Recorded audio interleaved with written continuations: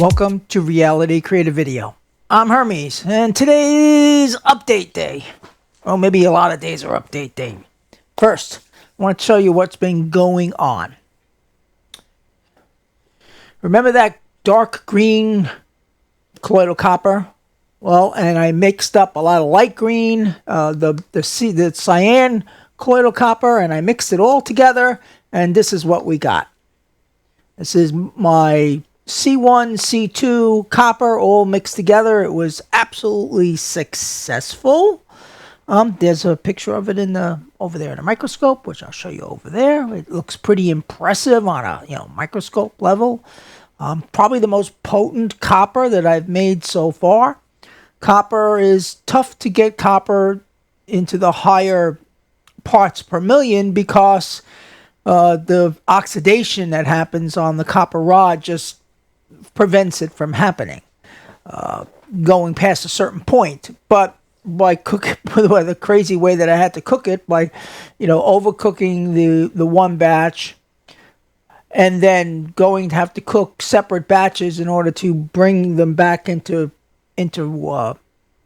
balance, has made a really strong batch of colloidal copper. So I am enthused to see how well this works in the body. So I put the parts per million of it around 30 parts per million, something like that. Maybe could be a little higher too. So that was fun. That was a success story. And we did find out that the color, all right, we did I did some experiments along with the suggestion from my chemist on why we had the color change in the copper from the cyanish to the dark green as it cooked further and further. And my chemist surmised that the pH must be different.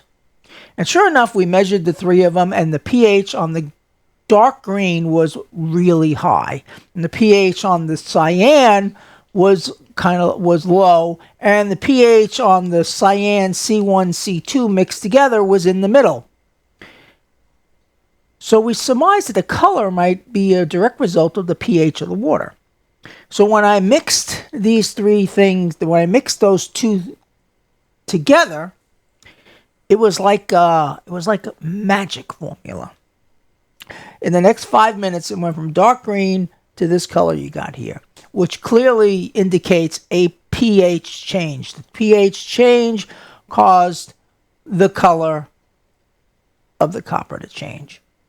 So it seems we might have discovered something, at least about copper, that the color that you get on copper is not so much dependent on the type of copper you're cooking, whether it's C1 or C2, but more dependent on the pH of the copper you're cooking.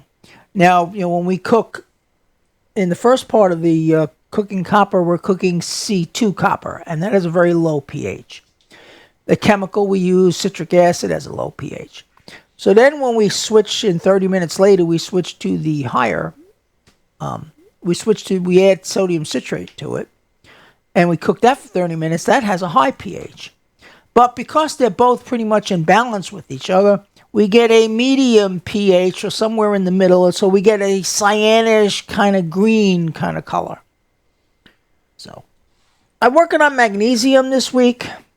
I'm not happy with the waste product on magnesium, and I tried again.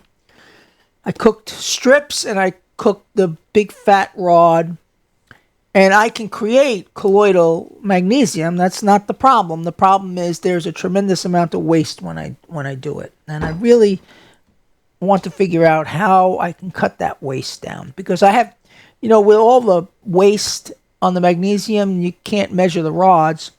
The only way I have to go by the amount of magnesium that is in the solution is through the oscilloscope, through the microscope, which is fine. But still, I would like to, me, I just like to solve these things out. So, about Forever Mix. Forever Mix is like a pet project of mine.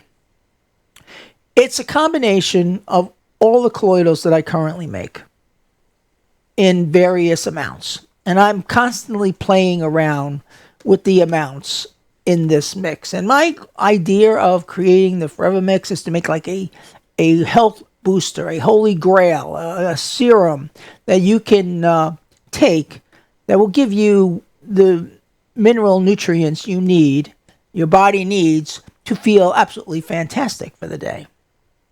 So this is a work in progress from day to day, and like I said, I'm constantly adjusting it. But the point I'm bringing up, and I've mentioned that before too, is you can mix colloidals.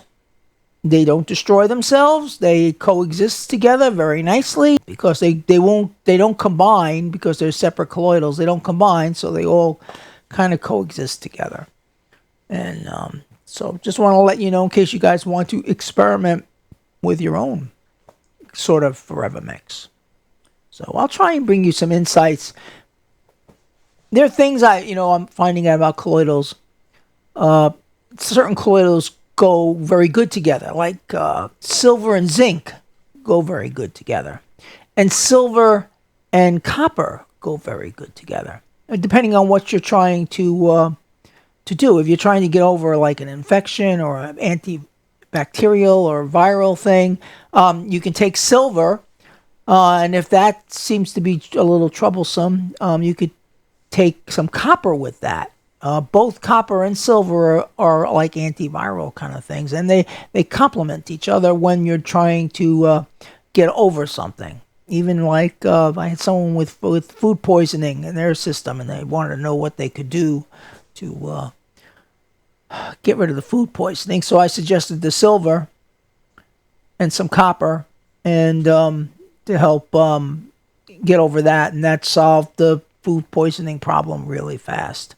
Even something like food poisoning, they'll help to balance out what's going on in the system. And depending on what it is, I mean, naturally, food poisoning is nothing to shake a stick at. You can go in the hospital with food poisoning. But if it's just a mild case of cramps and bloating and things like that, the colloidals can certainly help with that. So there's a lot of uses for colloidals.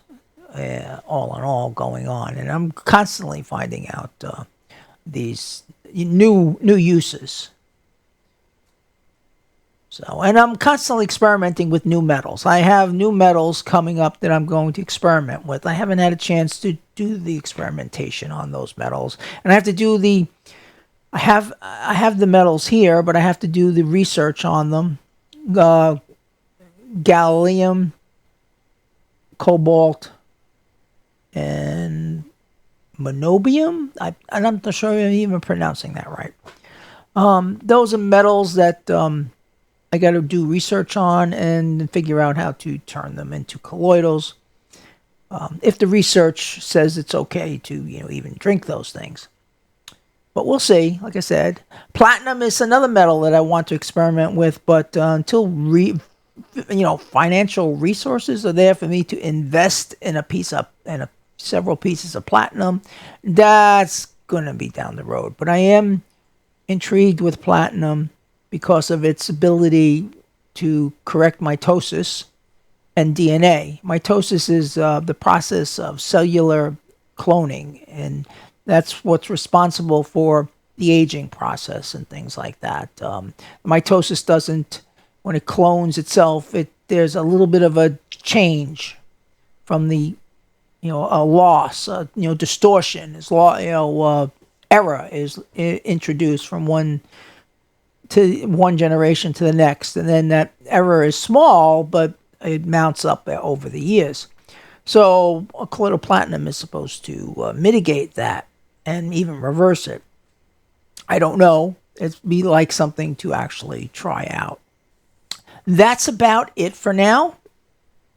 I'll let you know if something else happens.